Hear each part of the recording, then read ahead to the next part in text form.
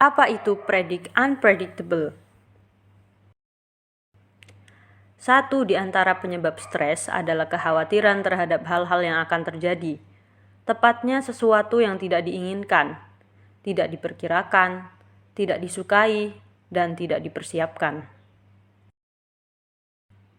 Jadi wajar ketika ada hal yang tidak tercapai, seseorang menjadi stres, down, limbung, dan tak tahu apa yang akan dikerjakan. Ada keterampilan penting untuk menghadapi kemungkinan buruk itu, yaitu dengan mengasah kemampuan dan kesiapan mental, menghadapi hal-hal yang tidak diinginkan dengan cara predict unpredictable, atau memperkirakan hal yang tidak terkirakan. Seperti apa sih? Contohnya begini, suatu ketika Anda mengikuti sebuah tes wawancara kerja dengan posisi yang sangat Anda idamkan. Secara umum, semua orang akan mempersiapkan yang terbaik agar bisa lulus. Tetapi tidak banyak yang mempersiapkan diri untuk gagal dalam wawancara tersebut.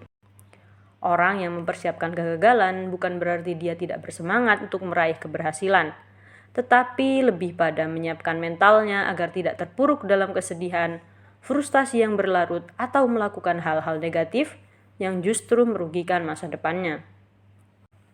Jadi mereka yang mempunyai keterampilan predict unpredictable adalah orang yang tahu apa yang harus dilakukan jika dia gagal.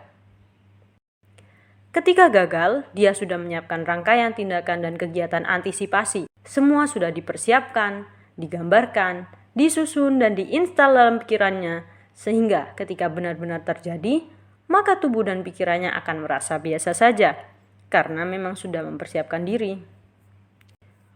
Berikut ini adalah contoh rangkaian tindakan dan kegiatan yang bisa disiapkan ketika seseorang gagal wawancara.